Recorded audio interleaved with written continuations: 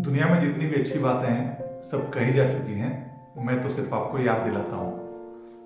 नमस्कार दोस्तों, मैं हूँ विकास खेमका और आप सभी का स्वागत है मेरे YouTube चैनल लाइफ मंत्रा में। दोस्तों, आप सभी कहीं ना कहीं एक पेरेंट्स हैं जो अपने बच्चों को लेकर बहुत चिंतित हैं, अपने बच्चे के भविष्य को लेकर बहुत चिंतित हैं। और अभी हाल फिलहाल बच्चों के एग्जाम भी आने वाले हैं, तो बच्चों के रिजल्ट्स, उनके एग्जाम को लेकर आप जाहिर तौर पर बहुत चिंतित हैं। बच्चों से हमारी काफ़ी आशाएं हैं, काफ़ी एक्सपेक्टेशन है और इन्हीं अपेक्षाओं का दबाव हम बच्चों पर अक्सर डालते हैं। लेकिन हमें अपने कुछ इस सोच में कुछ परिवर्तन लाने की आवश्यकता है। इसी से रिलेटेड एक चिट्ठी पेरेंट्स को, क्या पता किसने लिखी है, लेकिन काफ़ी अच्छी लिखी है। वो चिट्ठी मैं आपके सामने शेयर कर रहा हूँ। आप सब ध्यान से सुनिएगा और सोचिएगा। प्रिय अभिभावक, डियर पेरेंट्स, आपके बच्चों के एग्जाम नजदीक हैं। जाहिर है आजकल के टफ कंपटीशन में ये बहुत जरूरी है कि आपका बच्चा बहुत अच्छा मार्क लाए, बहुत अच्छी ग्रेड लाए, बहुत अच्छे अंकों से पास हो। लेकिन हमें इस 10 CGPA वाली मानसिकता से बाहर आने की आवश्यकता है।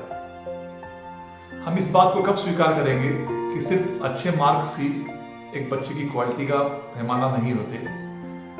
सिर्फ शिक्षा का काम सिर्फ हमें एजुकेटेड करना नहीं, बल्कि हमें सिविलाइज्ड करना भी है।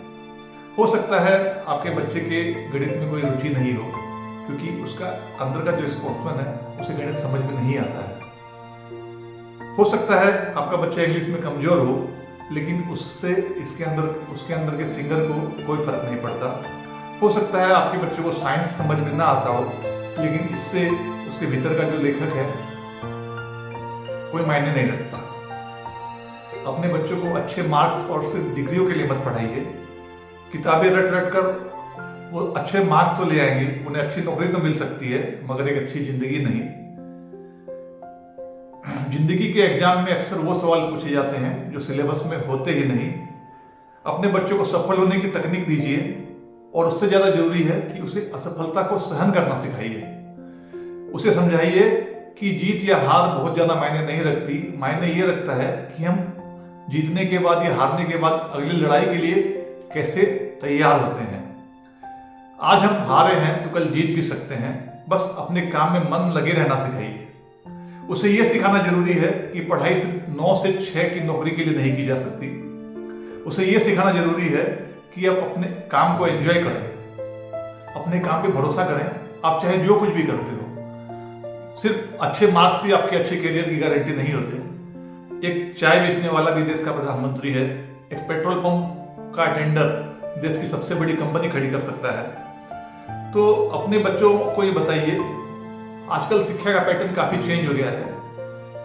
ए फॉर बच्चा एप्पल की स्पेलिंग जाने, उससे ज्यादा इंपॉर्टेंट ये है कि बच्चा ये समझे कि एप्पल होता क्या है, उसे खाया कैसे जाता है, उसके फायदे क्या है, उसके नुकसान क्या है। बच्चे को प्रैक्टिकल शिक्षा दीजिए।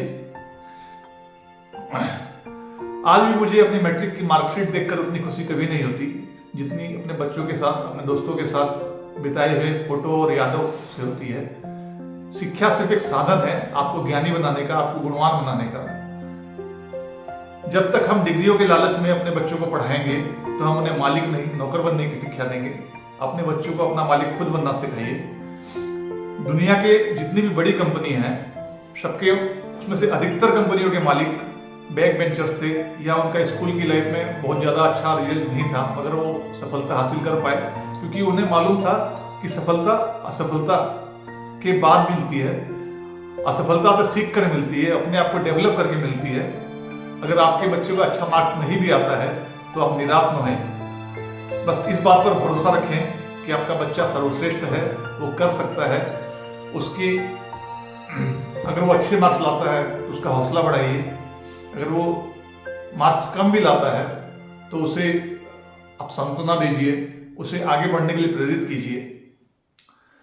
सबकी क्वालिटी अलग अलग है, हर एक बच्चे में अलग अलग कमियां हैं, तो अलग अलग क्वालिटी भी है।